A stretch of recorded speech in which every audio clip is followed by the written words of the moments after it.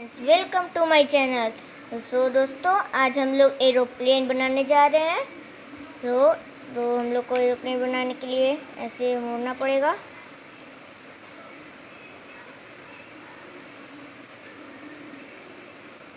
ऐसे मोड़ने के बाद फिर यहाँ से बराबर ऐसे मोड़ेंगे, फिर इधर से भी। तो ऐसे करने के बाद फिर इसको यहाँ पे ऐसे कर देंगे, फिर इसको नीचे की तरफ,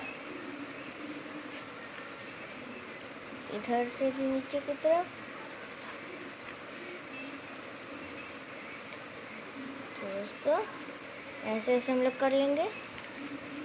फिर इसको अंदर को पकड़ के ऐसे, देखिए तो कितना इजी था। हम लोग ना कोई फेविकोल यूज़ किया ना कुछ भी। तो अगला वीडियो हम लोग का स्टार का होगा। सो बाय।